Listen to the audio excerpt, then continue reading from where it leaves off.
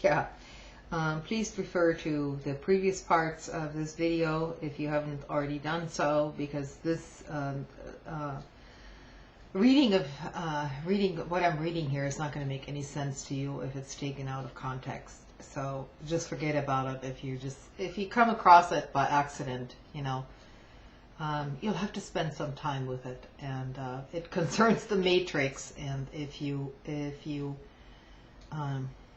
your attention span is too short, then you're already caught up in the matrix to start with. So if you want to stay there, it's fine with me. Anyhow, glitches in the matrix, popular rebellion, and neoliberalism.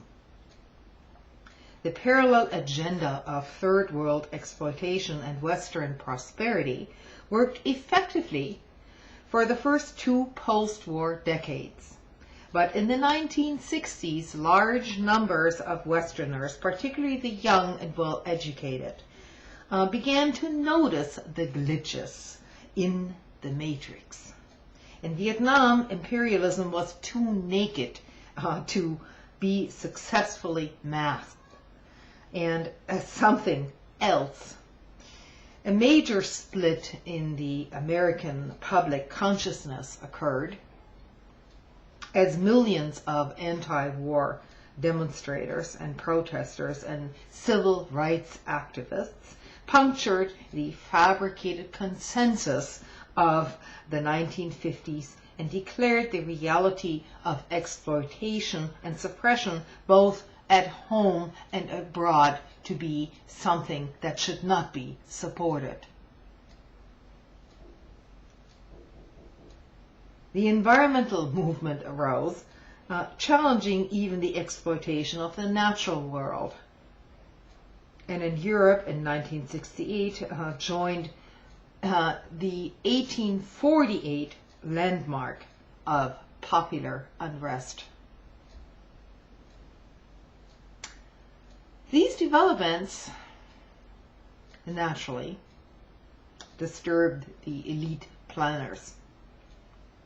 And it's irrelevant what label you want to put on them, Illuminati, big world order, whatever, everybody applies a different label when it actually is all the same thing, okay? The post-war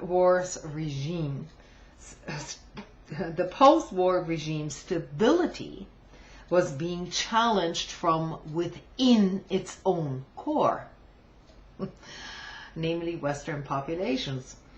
And the formula of Western prosperity no longer guaranteed public passivity, or rather, as the case may be, apathy. Paraphrasing from some of the elite think tanks, not only then, but up to this day, Samuel Huntington articulated the thinking of the elite actually quite well.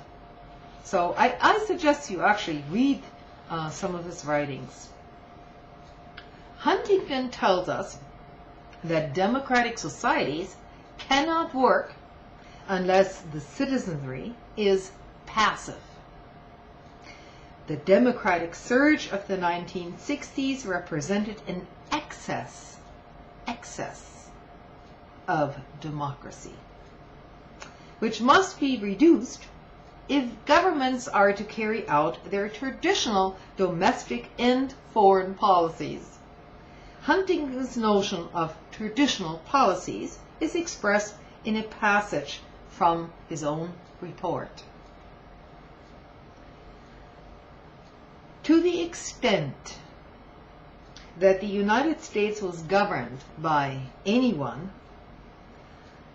during the decades after World War II, it was governed by the president acting with the support and cooperation of key individuals and groups in the executive office, the federal bureaucracy, Congress, and the more important businesses, banks, law firms, foundations, and media, which constitute the private sector's establishment. In these few words, Huntington spells out the reality of electoral policies, or democracy, electoral democracy. And it has little to do with how America is run, and summarizes the kind of people who are included within the elite planning community. Who needs a conspiracy theory when elite machinations are as clearly described as this? In public documents.